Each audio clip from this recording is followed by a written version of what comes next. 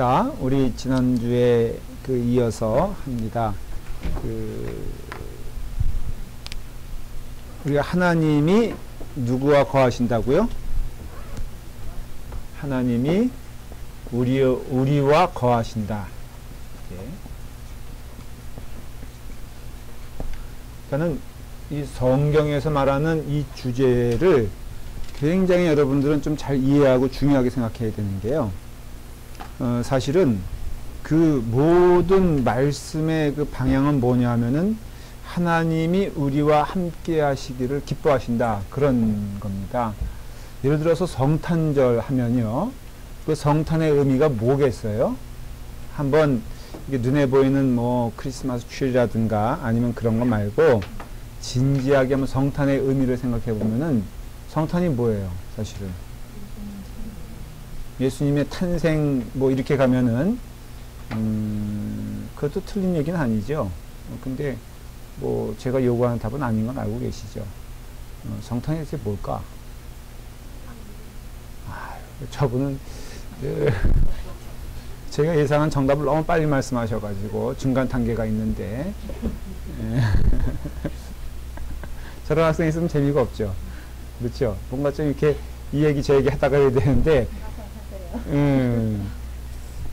그 성탄의 의미는 그거죠. 그렇죠?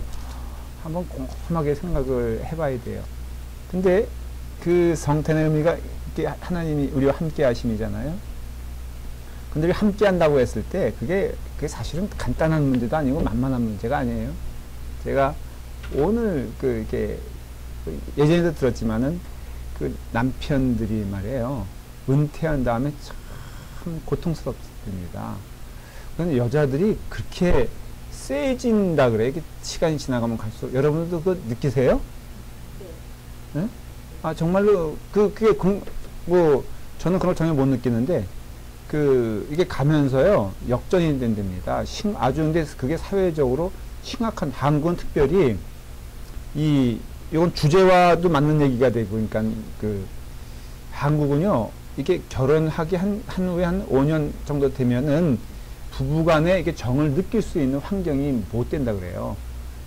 남편이 보통 저희가 아는 그 친척분들도 이렇게 보면은 보통 10시에 들어오더라고요, 남자들이. 10시, 11시. 그러니까는 그 주부가 너무 당연한 게 뭐냐면은 애들하고만 밥 먹는 거예요. 그리고 일찍 나가고, 근데 이게 하루 이틀이지. 생각을 해보세요. 아무리 부부라고 할지라도, 그리고 주말 되면 뭐예요, 남편은? 골프? 에이, 그건 좀 혜택받은 사람들이고, 자요, 자. 그러니까는 이게 심각해지는 거예요, 사회가. 10년, 20년 지나면은. 그래서 실제로 남편이 어떻게 하다 저녁 먹겠다고 들어오면요, 여자가, 부인이 어찌할 바를 모른다는 거예요. 너무 당황스럽다는 거예요. 뭘 먹여야 될지, 뭐 어떻게 처신해야 될지, 밥 먹으면서 어떤 대화를 해야 될지를 모르는 거예요, 이게. 그리고 이제 지나가잖아요. 그러니까는 이제 애들 뭐 하고다 보면 은퇴하면은 남편이 집에만 있으면요, 삼식이라 그러잖아요. 근데 이게 진짜 우리는 우스갯소리를 하는 얘기지만 그 현장에 가보면 너무 심각하다는 거예요, 그게. 그리고 결국은 돈을 못 벌어오잖아요.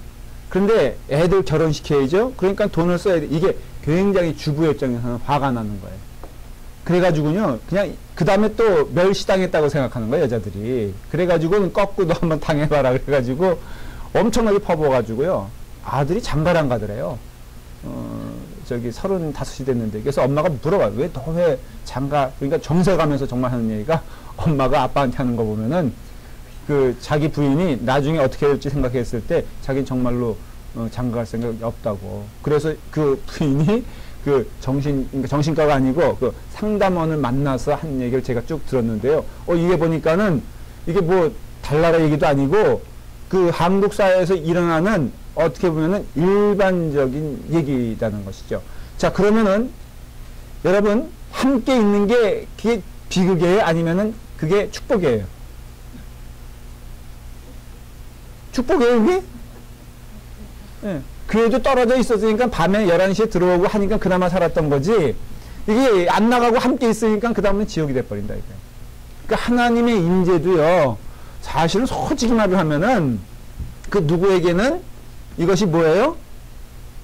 지옥이 될 수 있다는 것을 얘기해야 돼요.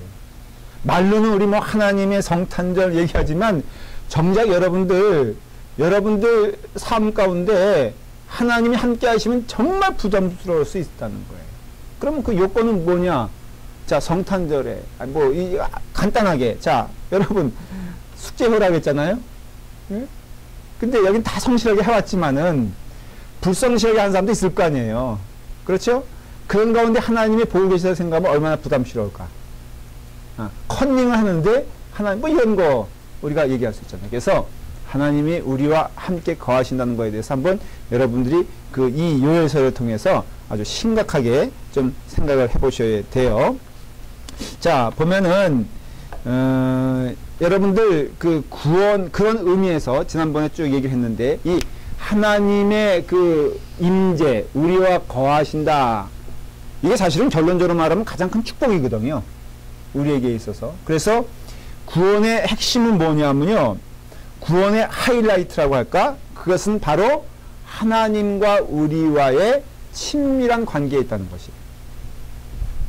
말씀을 드리고 또 정리할게요. 구원의 핵심, 뭐 그렇게 말하면 좀 그럴까? 그러면은 뭐 핵심 말고 또 있을 수 있겠죠. 뭐 부수적이라고 할까? 하나님으로 인해서 누리는 그 어떤 그런 축복도 있잖아요. 이거는 본질이 될 수 없잖아요. 그러니까 열매 같은 것들. 뭐 예를 들어 말하면 예수님을 믿으면 마음이 편할까요? 안 편할까요? 편해요. 진정으로 예수님을 만나 그 은혜 가운데 살 때 당연한 얘기지만 우리의 마음에는 뭐가 밀려오냐면 평화가 밀려와요. 그러면 평화가 믿음이요 구원입니까? 라고 물어본다면은 그건 아니에요. B예요, B.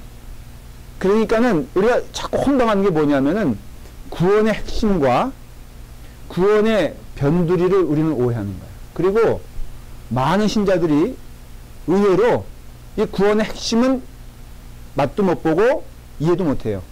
근데 이 구원, 뭐 교회 분위기 좋다 이런 얘기 하시잖아요, 가끔. 교회 분위기 좋다 할 때 그 좋다의 의미는 뭡니까, 보통 우리가 얘기할 때. 사람들 모여서 화목하게 지내면은 이거 분위기 좋다. 오늘 점심이 참 마음에 들었다. 이게 분위기 좋다 이거고, 조금 더 영적으로 해석하면은 이 음식을 준비한 사람의 얼굴이 너무너무 밝아서 참 기쁜 마음으로 준비하더라. 그래서 내 마음이 좋더라. 이것도, 근데 이게 구원이냐, 이게 구원의 핵심이냐 이거예요, 사실은. 이게 아니거든요.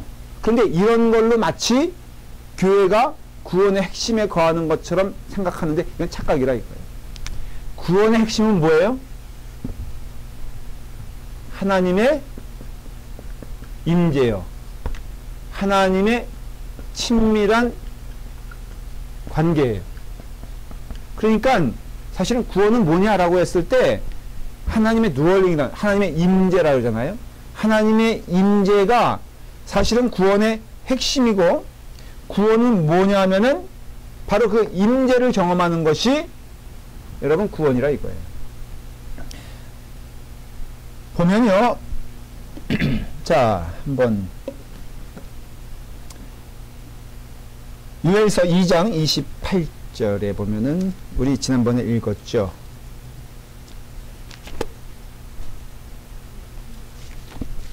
요엘서 2장 28절 시작. 그 후에 내가 내 영을 만민에게 부어주리. 거기까지입니다. 부어주리니. 자, 보면은 축복 가운데 가장 큰 축복은 뭐예요? 하나님의 영이 내 안에 임재하는 것이 그게 가장 큰 축복이에요. 그러니까 하나님이 하나님의 사람들에게 내가 너에게 가장 좋은 것을 주리라 할 땐 반드시 그게 뭐예요? 하나님의 임재를 표현하고 있어요. 그러니까 하나님께서 내 안에 거하시는 것, 이것이 바로 가장 큰 축복이에요. 그러니까 우리 신자의 입장에서는 가장 큰 기쁨과 즐거움이 뭐냐면은 하나님이 나와 거하시는 거예요. 시편을 보면 여러분들이 눈치를 채시겠지만 시편에 있어서 가장 큰 즐거움과 축복을 시편 기자들은 뭘로 표현하는 줄 아세요? 여호와는 나의 목자시니 내게 부족함이 없으리로다. 이것도 가만 보세요. 무엇으로 인하여 만족을 하죠? 하나님으로 인하여 만족하잖아요. 여기에는 조건이 없어요. 그러니까 여호와가 나의 목자이기 때문에 그 다음에 뭐 나오는 것들을 여러분들이 여러 가지 해석을 할 수 있지만은 그게 본질이 아니에요. 뭐예요?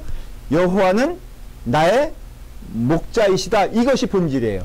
그러니까 우리는 지금 우리 믿음 생활의 문제는 뭐냐면요. 이 본질은 고백은 해도 별로 관심이 없어. 그 다음에 꼭 이 다음으로 오는 것들을 마치 하나님으로 대신하고 있다는 것이에요. 이런 의미에서는 좀 어렵게 표현하면은 우상숭배 우리가 안 하고 있느냐? 사실 하고 있다는 거예요. 하나님의 이름을 능멸하지 않느냐? 우리는 사실은 하고 있다는 거예요. 왜냐하면 그분 자체로만 만족하지 않는다면은 그분을 무시하는 거잖아요. 여러분들. 결혼의 순수한 의미, 아까 얘기했었죠? 왜 자꾸만 결혼의 순수한 의미는 뭡니까, 사실은? 그것도 이렇게 얘기하면 또 어렵죠, 그렇죠? 함께하는 것. 지금 현실도 아니에요, 그게, 그죠? 사실은 결혼 때 생각했던 순수한 생각들을 우린 지금 축복이라고 생각. 예를 들어서 당신 하나로만 만족해. 그게 솔직히 결혼식 때 애초부터 이것 따지고 말이에요. 그 다음에 뭐 요즘 세대가 그래서 병들었다는 것이 집 따지고. 사실 이거 우리 시대 때는 안 그랬거든요. 우리 때는 그냥 그 사람으로만 인해서 모든 것이 눈에 보였고 그 사람으로만 인하여 즐거워 기뻐했잖아요. 그리고 지금도 행복한 가정이라면 솔직히 말하면은 그것이 존재할 때 사실 행복한 거 아니에요? 네. 얼굴이 너무 심각해질 필요는 없어요. 그러나 물어볼 필요는 있죠. 우리 최경영 목사님 이제 사실은 여기 세대에서 뭐 거의 그 독보적이며 전설적인 존재가 됐잖아요. 이제 할머니 되고 뭐 그러니까 다 이제는 뭐 남편 한국 가셨는데 어찌 침상을 적시면서 빨리 왔으면 좋겠다 한 생각이 들어요. 아니면은 조금 늦게 오는 것도 괜찮다.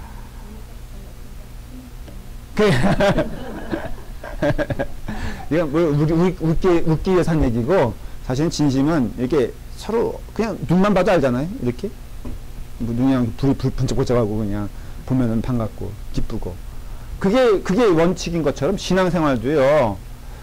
여러분 질문해야 돼요. 그래서 자 보십시오. 임하는 축복이 뭐냐면은 하나님이 그때 내가 내 영을 부어주리니 이 말도 두얼링을 얘기하고요.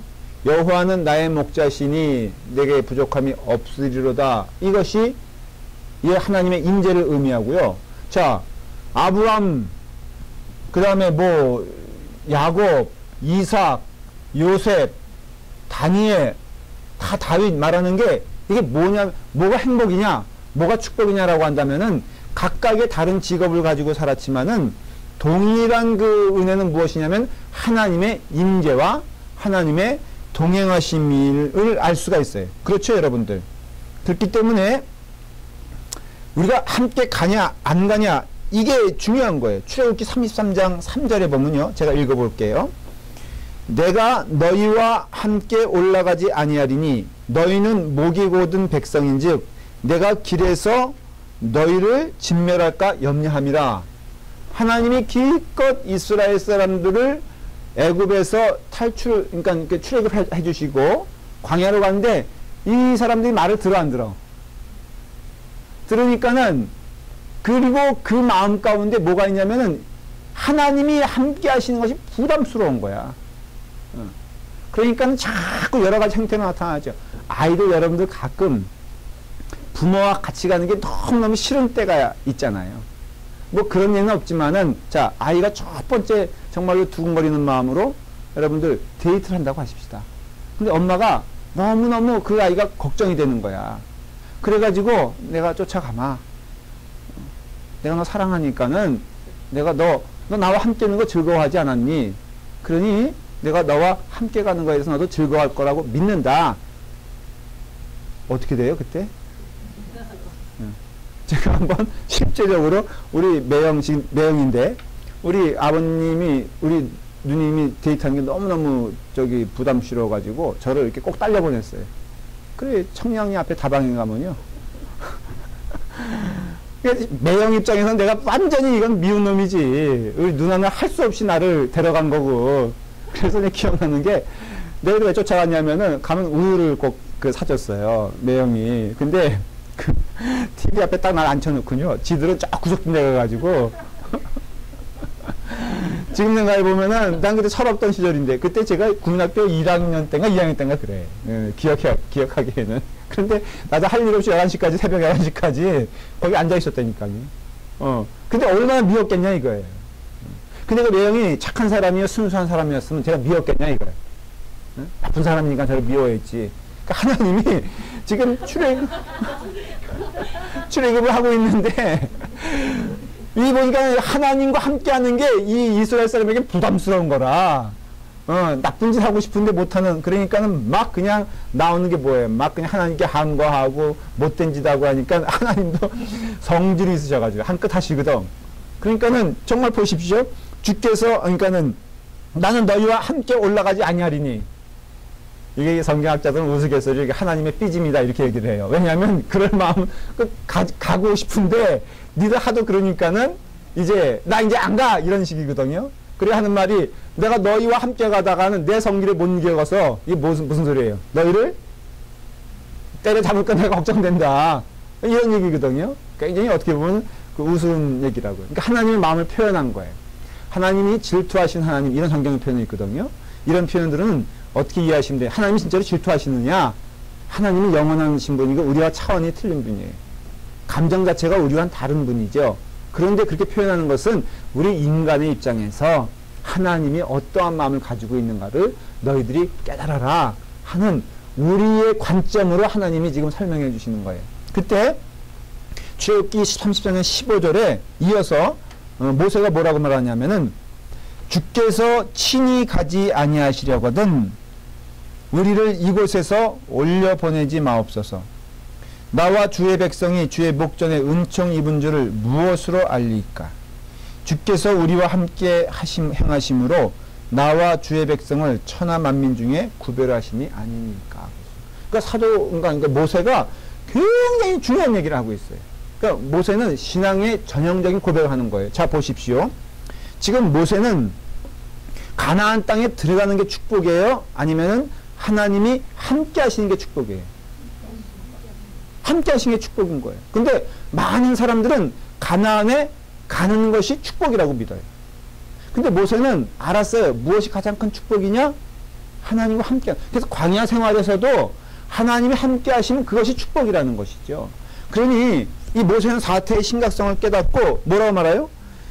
주께서 친히 가지 아니하시려거든. 이곳으로 우리를 올려보내지 마옵소서. 나와 주의 백성이 주의 목전에 은총 입은 줄을 무엇으로써 알리까? 그러니까는 모세가 물어보는 게 하나님께 역설적으로. 자, 우리가 하나님이 우리를 은총 입은 자요? 축복받은 자라고 말씀하시는데, 그러면 거꾸로 물어보겠습니다. 은총을 입었고, 축복을 받는다면, 그것은 대체 뭡니까? 은총을 받는다는 것, 축복을 받는다는 것이 대체 무슨 뜻입니까? 물론 모세는 알고 물어보는 거예요. 지금 이거를 거꾸로 하나님께. 자, 은총이라는 게 뭐예요? 은혜거든, 은혜. 그러니까 은혜는 하나님이 내게 주시는 그 무엇이에요? 그렇죠? 그러니까 하나님이 주신 건 다 은혜예요, 은혜. 자, 그러면은 매도 많이 맞던데 성경에 보니까 매가 은혜입니까, 아닙니까?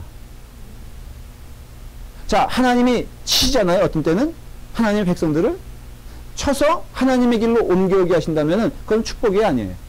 축복이죠. 그러면 자, 이런 모든 은혜는 누가 있음으로써 가능한 거예요? 하나님이 계심으로 가능하잖아요. 결국은 지금 모세가 얘기하는 것은 우리가 무엇으로써 하나님의 은총 입은 자임을 알 수 있겠습니까? 그건 간단한 거예요. 하나님이 아닙니까? 그러니까 하나님이 그 은총의 증거라는 것이에요. 하나님이, 자, 그러면서 말하기를, 나와 주의 백성을 천하 만민 중에 구별하심이 아니십니까? 거꾸로 말하면, 나와 천하 만민, 그러니까 믿는 자와 믿지 않는 자를 구별하는 게 도대체 뭡니까? 라고 했을 때 우리는 잘못 생각하고 있는 거 제가 먼저 말씀드릴게요. 우리는 물질의 복이라고 생각해요. 그렇죠? 만사 형통이라고 생각해요. 기도하면은 심지어는 기도하면 병도 안 걸린다. 그래서 대단히 의아하게 생각하는 게 목사가 아프면요 대뜸하는 얘기가 무슨 얘기인 줄 아세요? 무슨 얘기예요?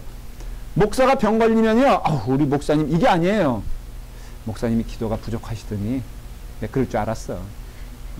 조짐이 보이더만. 응? 여러분 그거 아니에요 사실은? 아니에요? 에이 말은 아닌데 얼굴은 그렇다고 써있는데. 뭔가 이렇게 저기 하면요 이게 뭔가 이렇게 걸릴만 하니까 그렇지. 이게 엄청난 착각이라 이거예요 사실은. 그거 아니거든요 여러분들. 자 만일에 그거라면은 너무 논리적으로 맞지 않는 거. 세상 사람들 가운데는요 물질 축복받는 사람들 더 많습니다 여러분. 그래 안 그래요? 세상적으로 보면요 건강한 사람 더 많아요. 나쁜 짓 하면서도 자 좋은 짓 하면은 오래 살고 나쁜 짓 하면은 그냥 비명 행사한다. 이게 우리의 상식이잖아요. 근데 가만 보면은 나쁜 사람들도 오래 살아? 이거 어떻게 해석해야 돼? 그러니까는 그게 아니다라는 것을 알 수가 있어요. 성경에서 말하는 복은 그게 아니다라는 것을 알 수 있어요. 그러면 세상 사람들과 우리를 구분시켜주고 구별하는 게 뭡니까? 그건 너무나 당연한 것이지만 하나님과의 동행이죠. 그게 세상 사람들이 없는 것. 부자가 됐든 가난한 사람 됐든 아니면 악한이든 아니면 뭐 조금 이렇게 착하게 살든 그 사람들에게는 뭐가 없냐면 하나님의 임재가 없어요. 하나님의 동행하심이 없어요. 그런데 하나님의 백성에게 가장 그 분명한 증거는 무엇이냐면은 하나님의 임재요, 하나님의 동행이라 이거예요. 그래서 모세는 알았어요. 하나님 없이 가나안 땅에 가는 거는 거기가 아무리 좋은 땅이요, 아무리 풍족한 땅이라 해도 소용없다는 거예요. 그러니까 아예 광야 생활이라도 하나님이 함께 하시는 것이 복이니 모세는 선택한 거예요. 하나님이 안 가실 거라면은 우리를 아예 가나안 땅으로 집어넣으시도 마십시오. 하나님이 뭐 물론 이렇게 얘기했을 거예요. 내가 안 가더라도 너희들은 간다. 이렇게 얘기할 수도 있겠죠. 근데 모세는 하나님이 안 가시는 것이라면 그거는 축복이 될 수가 없습니다. 축복은 무엇이냐? 어떤 눈에 보이는 열매 이런 거 저런 거 저런 것이 아니라 축복은 무엇이냐면은 바로 하나님의 임재요 동행입니다. 자 예를 들어 말하면은 이런 식이죠. 성령의 열매가 갈라디아서에 나오잖아요. 그 몇 가지만 얘기해 보면은 자, 뭐가 있어요? 온유, 절제. 자 보십시오. 온유와 절제가 있으면은 이런 거 행하면 나중에 기분이 좋죠. 여러분들 어때요? 그 세상 사람들도 구세군 냄비에 그 세상에 1억을 있잖아요. 무명으로 냈다는 거예요. 난 매년 자극받는 거 없어요, 좀? 냈어요. 그러면 그 사람이 그걸 왜 낼까? 그러니까 그거를 신앙적으로 이렇게, 그러니까 영적으로 분석해 보면요. 그걸 왜냐? 어떤 의미에서는 그걸 내면은 기분이 좋아. 아주 단순하게 표현하면. 그러니까 선행을 함으로써 자기의 마음이 편해지는 거. 사실은 그거죠. 어떤 의미에서는. 그런데 성령의 열매가 이렇게 나오잖아요. 온유가 나온다. 온유의 열매가 나온다. 그런데 사실은 그것을 성경에서 얘기하려는 게 아니라 성령님의 임재와 동행을 얘기하는 거예요. 이 열매가 나와서 좋은 게 아니라 이런 과정에 있어서 성령님이 나와 함께 하시는 가운데 나오는 자연적인 열매라고 한다면 축복은 온유라는 열매가 나와서 축복이 아니라 성령님이 함께 하시기에 축복이라는 것이에요. 좀 이해가 되세요? 눈에 보이는 아무리 좋은 것이라 할지라도 그 자체가 축복이 아니라 그런 모든 과정을 통해서 하나님의 동행하심과 임재하심을 경험하기 때문에 이게 즐겁고 감사하고 기쁜 것이라 이거예요. 그러니까는 이것 없이는 이 열매는 의미가 없다는 것이에요. 하나님의 임재는 그만큼 우리에게 중요합니다.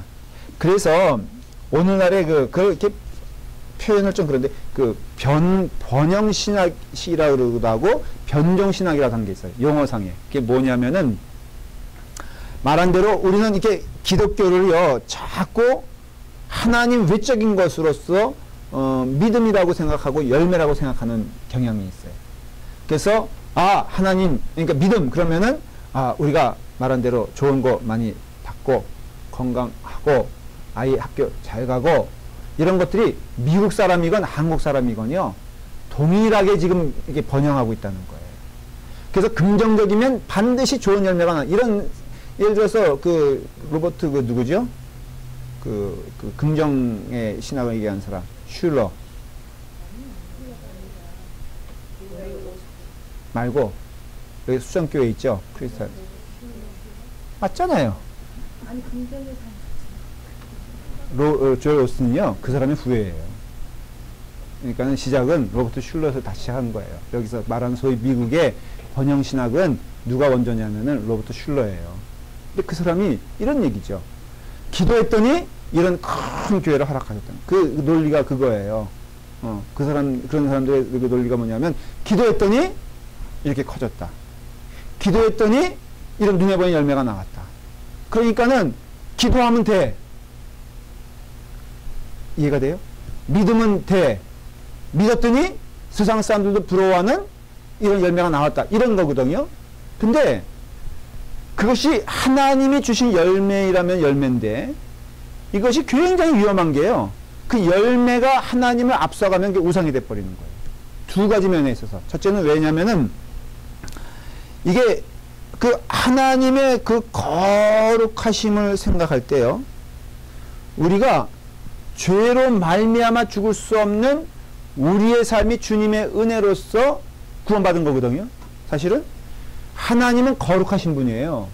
근데 거룩하신 분임에도 하나님은 거룩하시지만 그 거룩을 넘어서 우리를 사랑으로 구원하여 줬다는, 다시 말하면 우리가 하나님 믿었더니 이런 열매가 나왔다라는 것은 우리의 의예요. 의. 이게 좀 어려운 말이지만 잘 여러분들 오늘 생각을 정리해서 들으시길 바라요. 이건 정말 집중해서 들어야 돼요. 우리가 믿음으로써 어떤 열매가 나왔다면요, 그거는 우리가 죄인 됐다는 것이 전제가 안 되는 거야. 이해가 되세요? 우리가 무엇인가 쓸모있는 것을 하나님께 드림으로써 왔다는 거거든요. 그게 열심이란 것도 되고요. 근데 거기에는 죄에 대한 회개가 없어. 그래서 그렇게 말하는 사람들의 특징이 뭐냐면요, 로버트 슐러 목사님이 대표적인 거예요. 그분이 한국에 와서 세미나한 게 뭐냐면은 교회에서 십자가 얘기하면 부흥 안 된다는 거예요. 실제로 와서 세미나에서 한 얘기예요. 너무 그런 인간의 죄에 대해서 강조하면은 현대인들은 싫어한다는 거예요. 그냥 그런 얘기 하면 안 되고, 하나님께 오면 좋다. 하나님께 오면 복 받는다. 하나님께 오면은 우리의 마음에 평화가 넘친다는 걸 강조해야지 이 사람들이 몰려오지. 너희는 하나님 앞에 무릎 꿇어 죄인이다.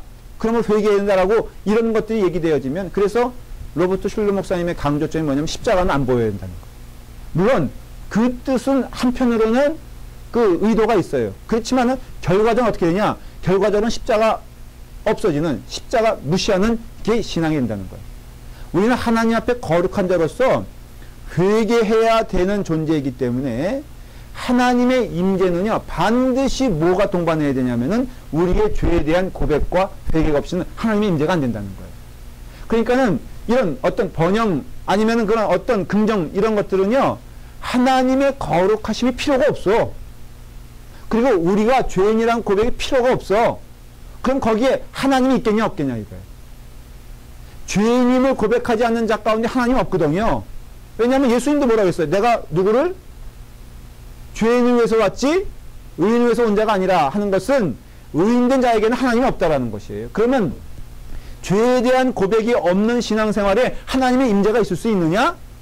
없어요. 하나님은 우리를 구원시켜 주시기 위해서 오시는 분이기 때문에 우리가 죄인임을 고백하지 않으면은 우리는 하나님의 임재를 경험할 수 없기 때문에 결국 하나님은 없게, 그러니까 무시하는 거라 이거예요. 하나님의 존재를 부인하는 거라 이거예요. 이해가 되죠? 두 번째, 그것이 위험한 것이 뭐냐면은 이런 거짓 선생들, 긍정을 그래서 열매를 막 강조하면요, 결국에 신앙의 본질적인 뭐라고 했어요? 본질적인 것이 하나님이라고 했잖아요. 그러니까 하나님의 존재의 의미를 무의미하게 만드는 거예요. 지금 요 얘기들을 다 이해를 하십니까? 네.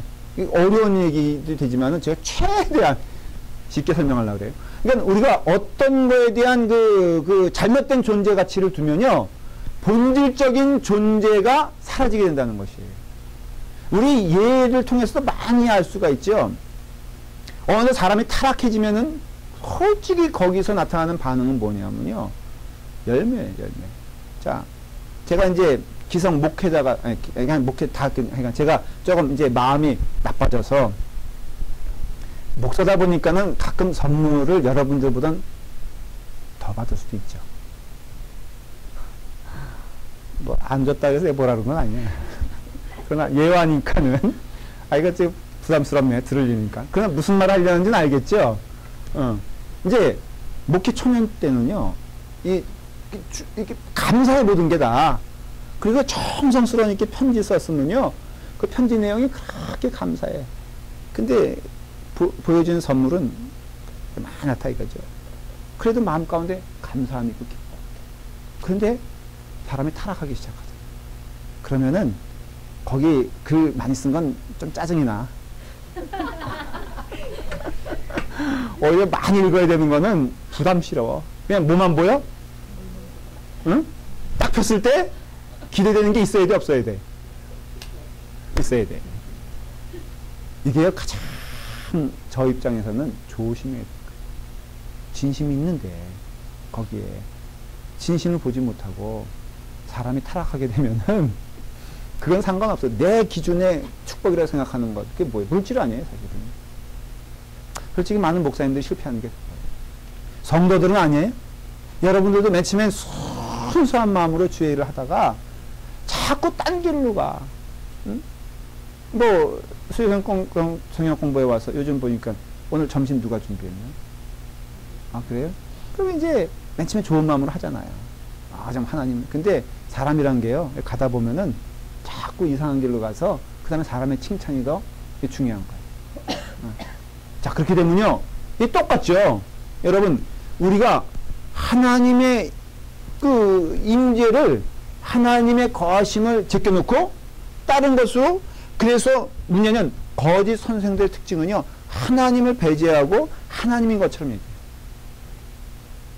출애굽 때에서도요, 그 금송아지 해놓고 이게 너희를 애굽에서 구원해낸 하나님이다 라고 가르치지 않아요, 사실은. 그리고 거기에 대중들이 넘어갑니까, 안 넘어갑니까? 거의 다 넘어간 거야, 사실은. 심지어는 거기에 누가 있죠? 아론까지 있다는 거예요. 너무 놀랍지 않아요? 여러분들? 근데 그 사람들이 왜 속고 왜 넘어가느냐? 자기의 마음도 그런 거예요. 그러고 싶은 거예요. 뭐야? 그 금송아지가 눈에 보이거든. 그러니까는 이 금송아지가 애굽에서 자기를 구출했다고 해도 믿어지는 거예요. 왜? 이거 눈에 보기 좋으니까. 그러니까 사람은요, 아담 시대로 인해서 우리가 깨달아야 하는 것은 눈에 보이고 먹음직스러운 것이 눈에 안 보이는 것보다 훨씬 더. 그래서 하나님이 우상 만들지 말라 하는 것은 바로 그 위험성을 아시고 너의 마음 가운데 정말 뭐가 있느냐? 너의 심증 가운데 뭐가 있느냐? 하나님이냐 아니냐? 이런 거예요. 그래서 아주 쉽게 말하면 번영신학 아니면 뭐 긍정신학 이런 게 가장 문제가 뭐냐면은 하나님이 왜 다른 것으로 하나님인 것냥 우리가 착각하면 안 된다 이거예요. 그래서 우리가 가장 큰 축복이 뭐냐면은 바로 하나님의 하나님. 그래서 앙케이트를 조사해 봤는데 소위 나는 복음주의다. 나는 성경주의다. 나는 아주 그냥 그 하나님을 믿는 신앙을 가지고 있다라는 사람들도 보니까는 하나님은 스스로 돕는 자를 돕는다라고 믿는 사람들 77%라는 것이에요.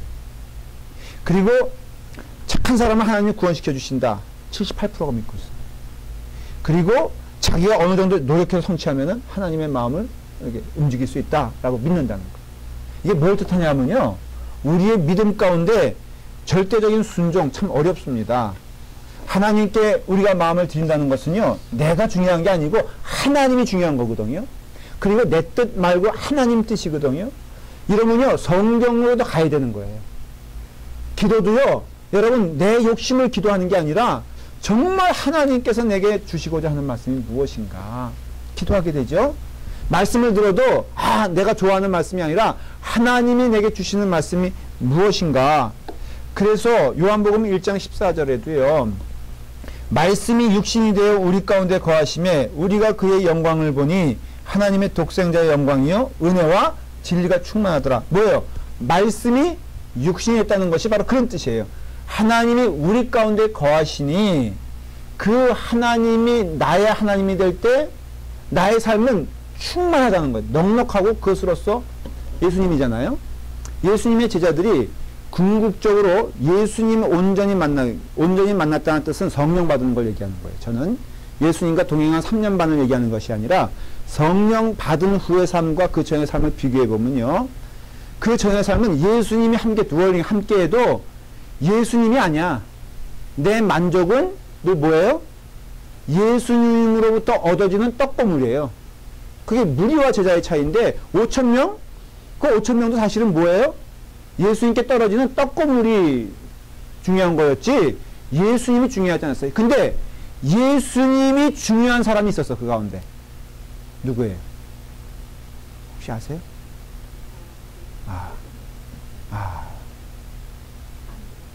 안드레. 네, 감사해요. 아니죠? 마리아예요, 마리아. 그래서 마리아가 자기의 옥합을 깨트리죠. 이게 옥합이 무슨 뜻이냐면은 여자의 결혼 지참금이거든요. 그러니까 이 사람의 꿈이에요, 꿈. 그런데 그것을 열고 그 귀한 옥합을 주님께 드릴 때 이 여자는 할 수 있는 일을 할 수 있는 일 가운데 가장 아름다운 일을 했다고 했어요. 그리고 뭐라 그래요?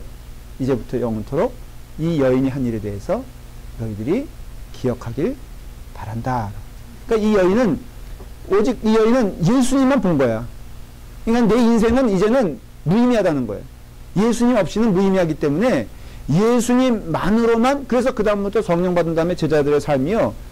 사도 바울 내가 사나 죽으나 내 안에 예수 그리스도가 거함으로써 기뻐했죠. 베드로 뭐예요? 그가 은혜 받은 다음에는 예수님만 얘기하잖아요. 그러니까 그 제자들의 삶의 특징은 예수님만으로만이에요. 그러니까 우리 믿음도 신앙도 정말로 예수님만으로만, 하나님만으로만, 하나님이 내게 거하는, 그러니까는 그것이 선교를 가는 것이고, 그것이 아골골짝 빈들이라도 가는 것이고, 그것이 누가 나를 알아주지 않아도 내 삶 가운데는 그런 은혜가 넘치는 게 요엘서에서 지금 말하는 아주 큰 주제가 되는 거예요. 하나님의 드월링, 하나님의 임재하심, 하나님께서 함께 걸어가심, 하나님 자신이 선물이고 하나님 자신이 축복이고 하나님 자신이 우리의 삶의 영광이 된다는 것이에요. 자, 그렇기 때문에 하나님의 거하심, 우리와 거하심과 중요해요.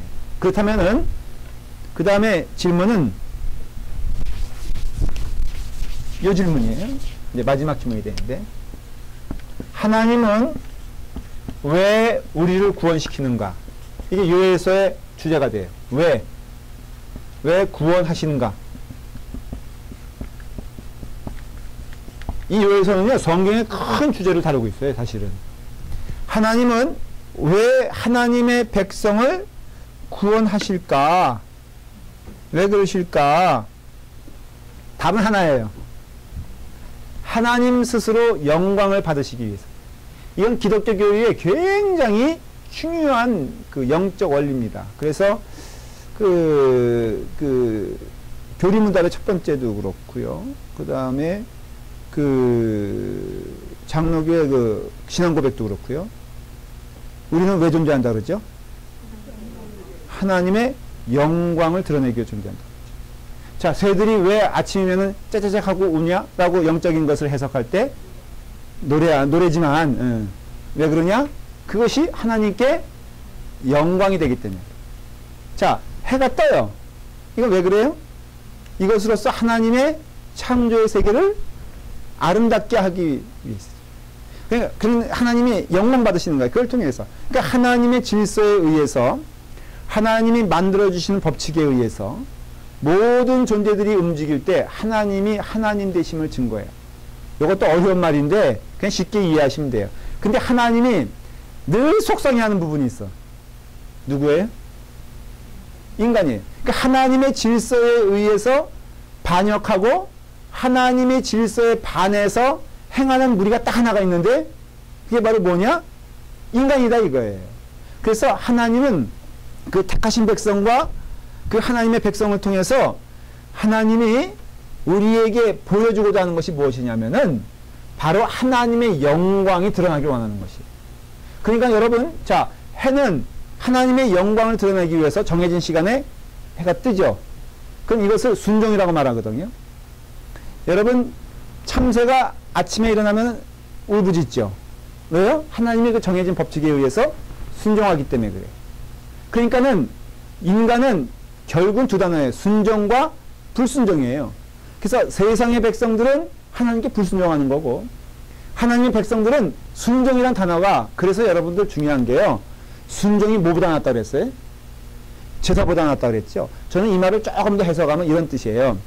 여러분들의 재능보다 순종이 더 중요합니다. 여러분들이 가지고 있는 탤런트 가지고 하나님께 영광 돌리는 것보다 무엇이 중요해요? 절대적 순종이 중요해요. 그래서 하나님은 손은 짧아서 하나님의 교회를 부흥 안 시키시겠어요? 솔직히? 하나님께서 능력이 없으셔서 우리에게 먹을 거 안 주시겠어요?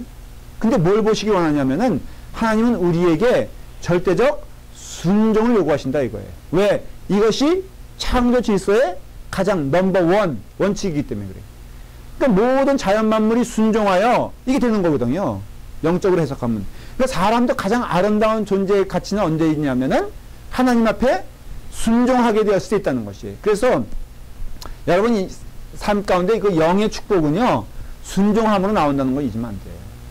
순종할 때 기쁨이 있는 거예요. 자, 2장 26절 요엘서.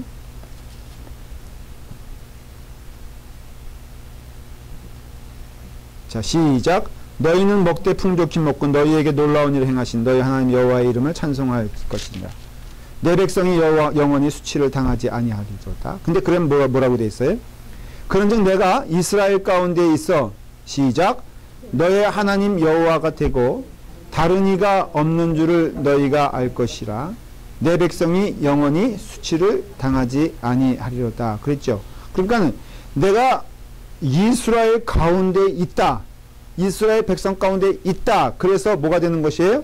너의 하나님 여호와가 되고, 그러니까 너의 하나님 여호와란, 하나님 여호와란 뜻은요, 아주 쉽게 표현하면은 하나님은 주인이시고 우리는 복종해야 될 자녀요, 종이다 이거예요.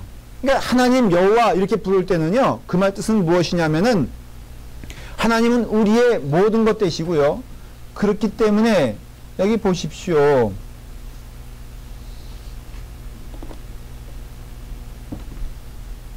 너희 26절에 보면 다시 한번 너희에게 놀라운 일을 행하신 너희 하나님 여호와의 이름을 찬송하는 내 백성이 영원히 수치를 당하지 아니하리라 그랬잖아요. 그러니까 영원히 수치를 당하지 아니하는 그 백성에게 있어서 수치를 당하지 않는 근거는 무엇이냐면은 내가 이스라엘 가운데 있어 너의 주인이 될 때 바로 참된 영광이 드러난다는 것이에요. 세상 사람들이 우리를 칼로 우리를 위협할 수 있지만은 죽일 수 없잖아요. 그렇죠? 그래서 사도들이 뭐라고 고백해요? 잠시 목숨을 위협하고 죽이는 거에 대해서 염려하지 마라. 그러니까는 우리의 삶 가운데 하나님이 다른 이가 없으시다. 하나님께서 오직 우리와 함께 하신다라는 것을 깨닫는 것은 무엇이냐면 하나님은 우리와 더불어 함께 하시면서 다른 이가 없다는 것을 세상 사람들에게 증거하고 싶으신 거예요. 그래서 3장 17절에도요. 보면은 그런즉 너희가 나는 내 성산 시온에 사는 너의 하나님인 줄 알 것이라. 예루살렘 거룩하시니 다시는 이방 사람이 그 가운데 통해. 그러니까 내 성산 시온에 사는 너의 하나님 여호와인 줄, 사람들이, 백성들이, 하나님의 사람들이 여호와님이 계신 것을 인정하고 그분이 천하 만물의 주인인 것을 인정하고 나의 모든 것 되시는 것을 인정하게 되었을 때 그때 참 행복과 기쁨이 넘친다는 것을 말하는 것이에요. 그러니까 하나님이 드러나는 것을 하나님이 기뻐하세요. 그러니까 여러분의 삶을 통하여서 하나님이 어때요? 드러나야 돼요. 그것이 하나님께서 우리에게 존재하는 의미가 되고 기쁨이 돼요. 자, 그러면 이 부분을 또 설명을 드릴게요. 하나님은 왜 우리를 구원하시길 기뻐하시고 구원하시는가? 그것은 하나님이 그 스스로 하나님임을 드러나는 것을 원하시기 때문에 그러는데 그 원하심을 드러날 때 누굴 통해서 드러나기 원하느냐면은 하나님의 구원받은 백성을 통해서 드러나기 원하시는 거예요. 자, 그러면 너무나 당연한 논리인데요. 여러분들의 삶 가운데 하나님이 드러나는 것이 축복이요? 기쁨이에요.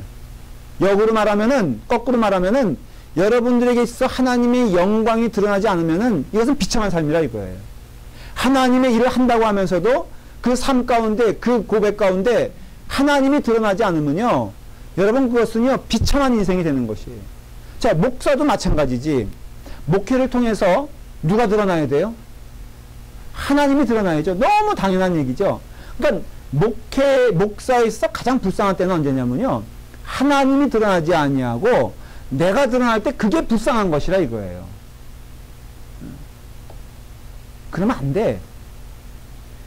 제가 한번 예를 들었나요? 그 순복음교회 그 한창 저기 할 때 신이 났지. 조영경 목사님 신 나고 그러니까 어제 서울에 무슨 그 종합운동장인가? 아니 빌렸어요 거기를. 자문실 운동장. 사실은 한 일개 교회에서 생각할 수 있는 건 아니잖아요 규모가. 거기 한 몇만 10만 명이 들어가나? 그런데 전 그걸 비판하는 거. 그것도 사실은 좀 그래. 근데 한결같이 플랜카드를 들고 있는데 우리 사랑 조영기 목사님 딱 이렇게 들고 있더라고. 그 마치 교주를 보는 것 같아. 이게 우리 사랑 조영기 목사님 거짓말 아니에요. 제가 과장한 게 아니라 다 교구마다를 들고 왔는데 우리 목사님 짱. 야, 나도 한번 그런 거 받아왔으면 좋겠더라고. 앞으로 체육대 하면은 반드시 그것을, 그 다음에 찬양대회 같은 거 하면은 우리 목사님께 바치는 헌납송.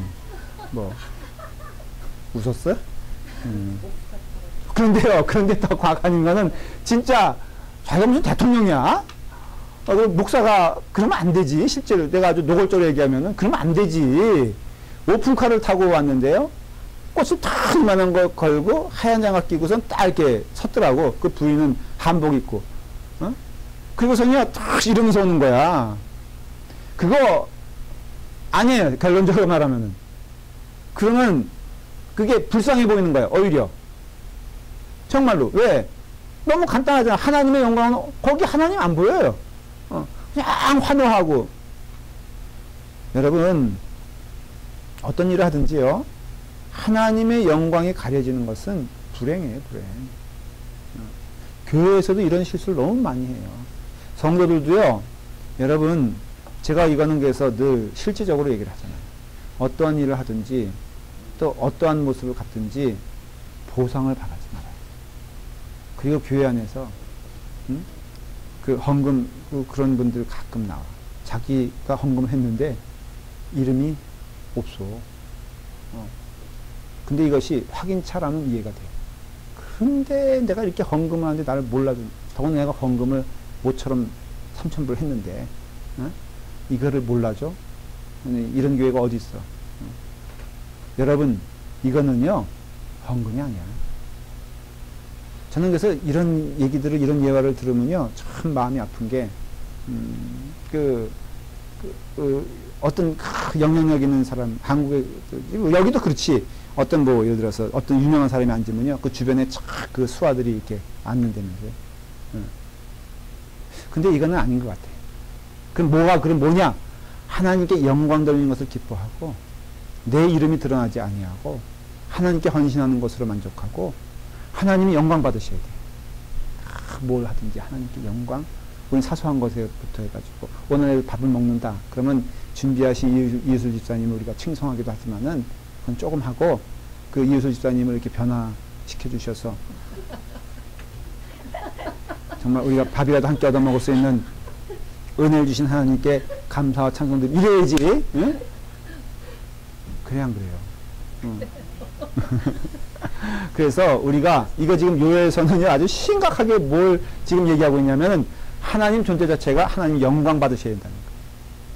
그러니까 우리가 그 영광을 위해서 무슨 존재가 되고 있냐를 질문해야 되고, 실제로 교회 생활과 믿음 생활하면서 바로 이와 같이 우리의 믿음 생활은 지금 올바로 그 길을 가고 있는가 라는 질문에 대한 답을 하는 것이 정답이다라는 것이에요. 자, 이제 마무리하겠어요. 여러분들 쓰시면서 얼마 안 된 3장이니까 쓰니까는 얼마나 걸리던가요, 시간이? 네? 얼마 안 걸렸어요? 우리 이렇게 쓰면서 가장, 나는 이 말씀이 참 마음에 와닿다. 그런 거 있으면 혹시 쉐어하실 분 있어요? 이렇게 말하면 한 번도 안 하실 것 같은데. 뭐 기억나는 아니면 혹시 외우신 분 있어요? 그래요. 그럼 요거를 우리 어떻게 숙제 검사 다 한 걸로 하고, 근데 또 이게 또 내가 이렇게 피상적으로 넘어가면은 또 다음에는 또 이제 안 해오고 해왔다 그럴 것 같아. 그래. 아니 난 그걸 확인할 생각은 없어요. 추후도. 근데 어떤 이걸 웹사이트에 올릴까 다? 스카프에 아니 스카프 아니고 스캔해서 올리면 되지. 우리가 한 숙제들. 우리 반장님이 한번 해보시겠어요? 그래. 그 좋다. 잠깐만 언뜻 보면 글씨들이 좀 이뻐. 아니에요. 아 좋아요. 자연적인. 겉장만 뽀샵 처리해줄게. 뽀샵 해야 돼요. 그래 잘했네.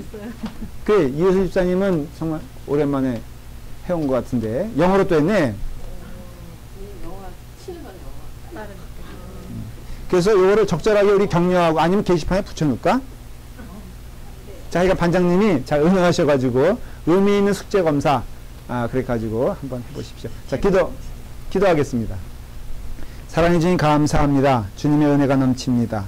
아버지 하나님 요엘서를 통하여서 우리가 하나님을 참으로 경배하며 하나님을 기뻐하며 하나님이 우리의 큰 선물인 것을 깨달아 알게 하여 주시옵소서. 우리의 외양간에는 소가 없어도 우리의 곡식에 열매가 없어도 우리가 여호와로 인하여 즐거워하며 감사하는 신앙의 고백이 될 수 있도록 축복하여 주시옵소서. 예수님의 이름으로 기도드리옵나이다. 아멘.